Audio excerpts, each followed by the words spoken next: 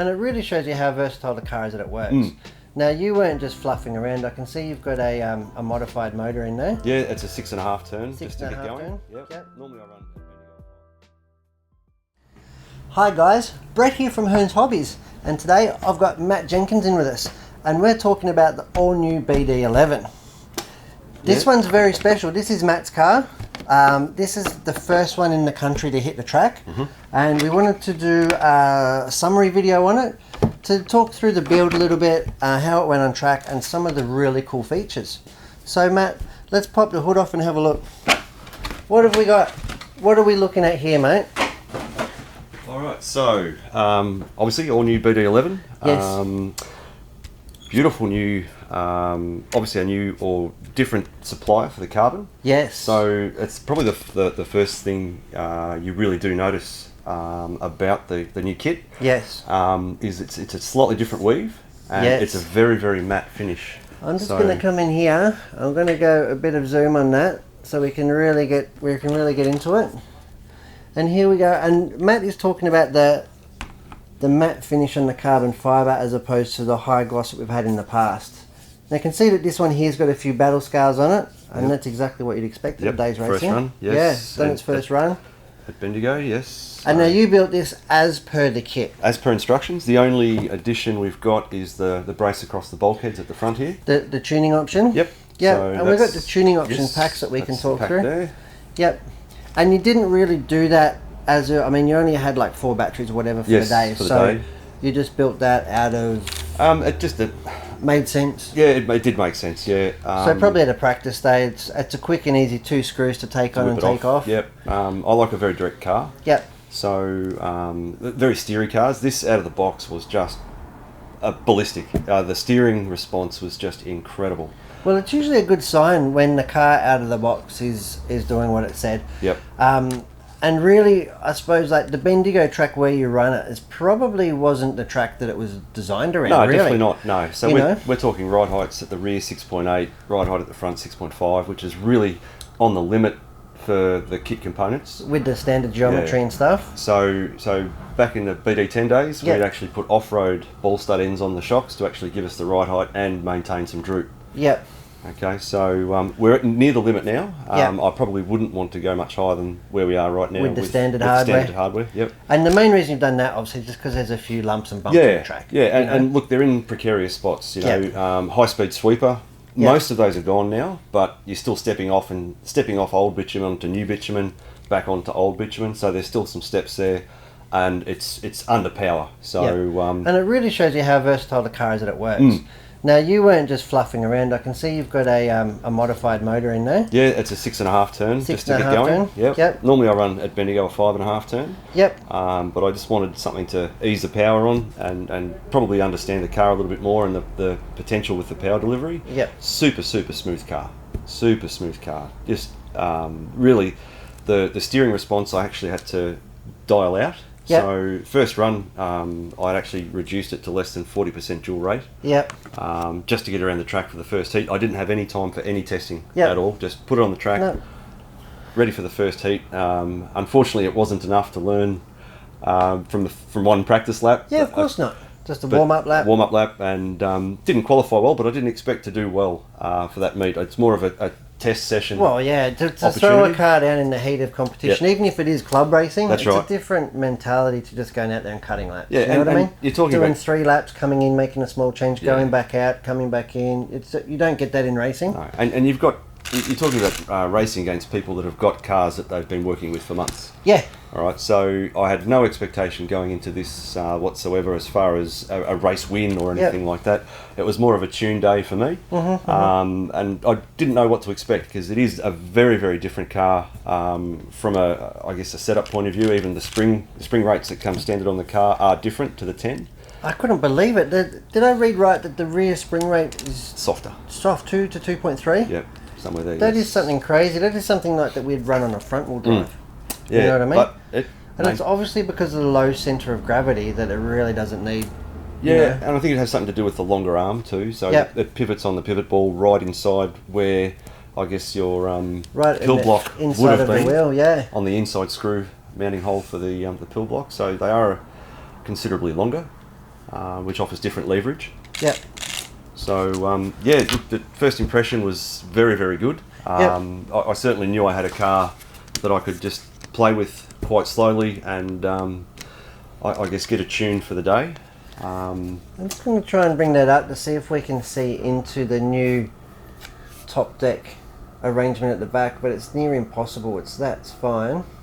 The flex is incredible. The flex is incredible, but they've got this new hinged rear top deck, and it can pivot on 2 axes, can't it? Yep. You know? So it's floating. It really is floating from the spur gear back, isn't it? Yes. Well, it's really all the way. You've got the bearing in here to guide it, and then, yeah, that is phenomenal. Absolutely crazy. Really good engineering that they've done here. Yep. We've got the independent shock towers, I suppose you call them. Yes, they are independent. So obviously with the brace, they're not now though. They're not now because they're linked up. Yep. But yeah, they're just screwed to either side of the bulkhead, the lower bulkheads. I mean, my guess without that, you'd probably have a little bit more of a docile feel to the car. It might change direction a little bit slower. It probably might have made it easier for you to drive on day one. You never know. Maybe, that's correct. But we'll find that out in the future for sure. That's right. While we got it here, now let's have a talk through some of the build. So some of the build tools that you used that you thought were a little bit unique. Yeah, okay, because it's a pivot ball car. There's the pivot ball. Put the pivot ball on the deck. The area to get to is very, very narrow. Yeah. So this little number Here, this little Aramax tool, and you can use that really to get in and under the ball. Yeah. Yep. And I can imagine even if you're doing a roll center change or something like that at this stage. You know, I can say that maybe in the future there might be like swing away shims or something that will come about. Yeah. But that does also inhibit the chassis flex and characteristics. So we'll just see how the car develops. But at this early stage, yeah, that little Aramax spanner here has proven itself to be a worthwhile investment. Yep, absolutely. Another tool that you used was this little tap here. Hub carrier tap. Oh, the Yeah. hub tap, sorry. And what that does is it cuts in the threads really nicely in your steering blocks, doesn't it? And it cuts it straight. And cuts it straight across.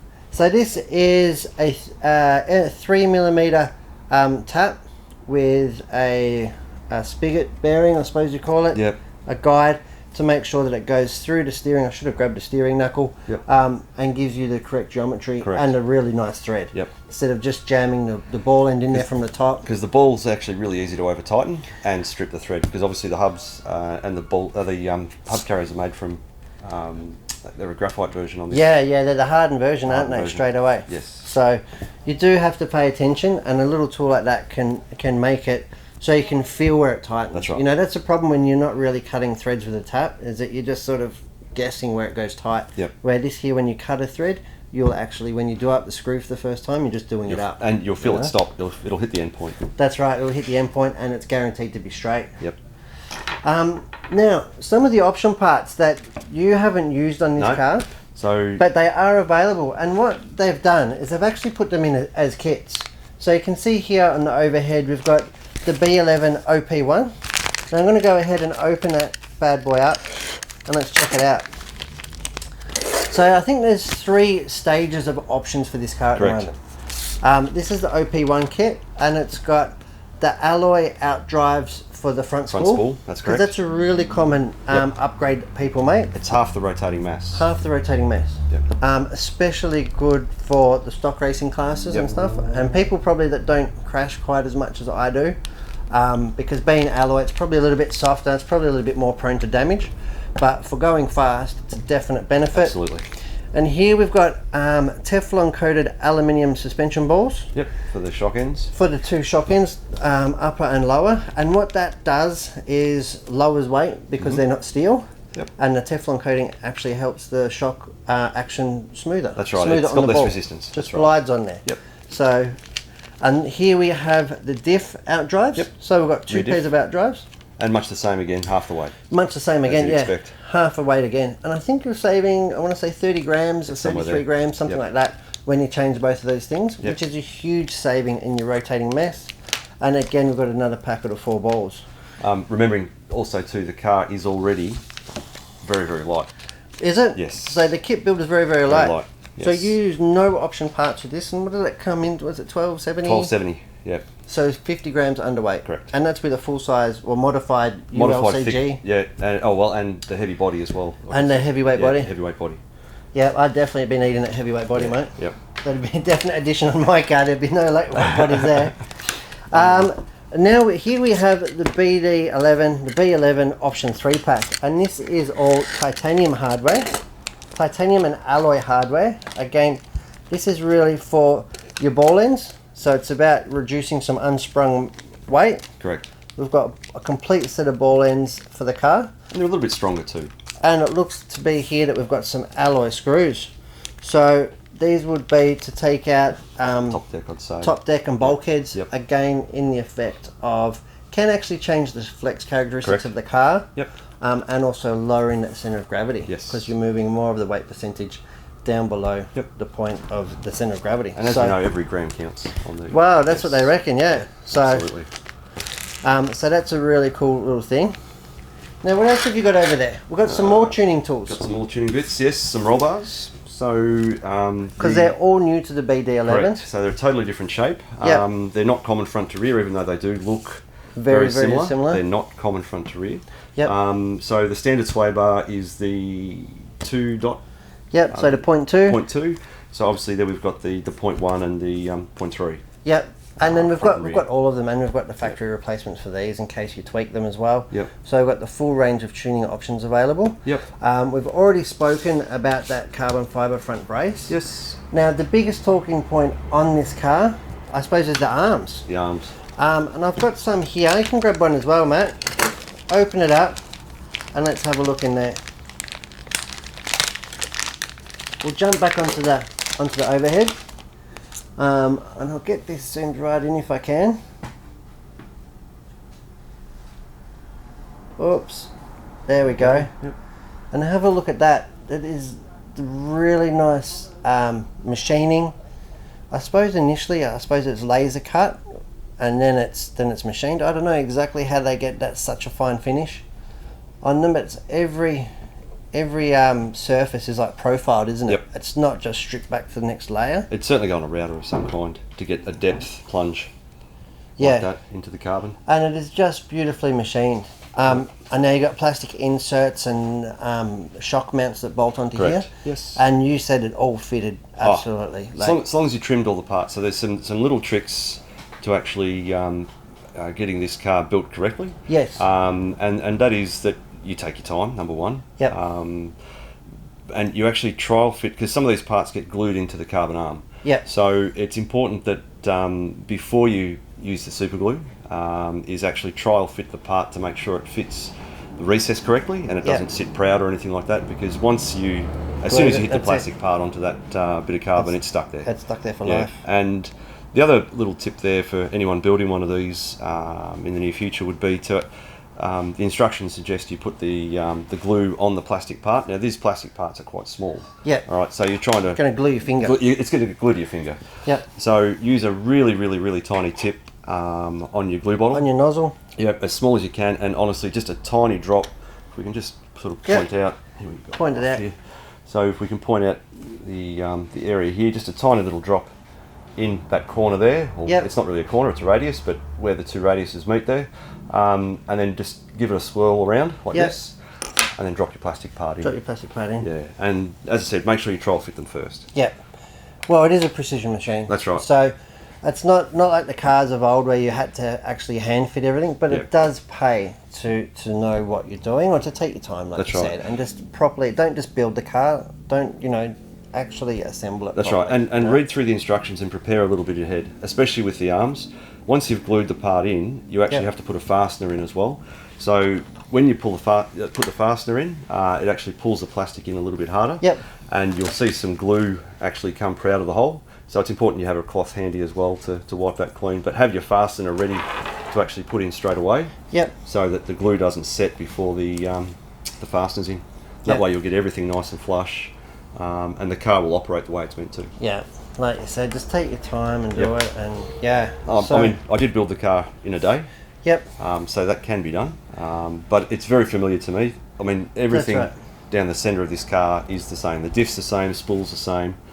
It's all- very familiar. It's very Yokomo, like Yep. you said. It's very familiar. Yep. It is, it's enough to be a new car. Correct. But it is an evolution of the touring car platform. Like you said, with enough familiarity, and I just love the fact that you can just put it on a track and just go fast. You Yep. know, that's usually a sign that's going to be good. So second A main, first A main. So just to give you a bit of an idea of progression through the day, ran it in the first qualifier. We ran one qualifier, 3 mains. So I didn't do well in the qualifier as expected, but the first A main I actually ran from the rear of the field all the way to the front. Didn't stay at the front, unfortunately had an incident, but not the issue, or I guess, or not the point. The point is the car is really, really quick, and on change of direction at speed, it's just, I've never driven a car like it. It's phenomenal. And you didn't break it. And I didn't break it. Didn't break it. Didn't break anything. Which, in modified touring cars, half the battle. Isn't it? Especially first time on track. A car that will hold together. Yep. You know what I mean? And when they hit, they don't hit tight. No, and look, we've got some obstacles around the track, of course, like any track. We've got some fire hoses. I mean, yes, they do absorb a lot of the impact, but they do a lot of damage at full speed. Of course. So, yeah, look, this product, I think, for Yokomo is a real step up. Yep. Absolute step up. Well, fantastic, Matt. Thanks for taking the time to coming in to join us today. Taking a look under the cover, explaining a bit about the build, and exploring some of the option parts. Yep. So, thanks heaps for coming in. No problem at all. Yeah. There'll be more. Yeah, there'll be more build. There'll be more videos. There'll be more tutorials as the car and the team progresses with the builds and the setups. As we learn more. That's right. So keep an eye out for that. Keep an eye on the track. Come in store and see us. Yeah. That's Mat Jenkins. I'm Brett, and we're from Hearns. And thanks for watching. Thanks a lot.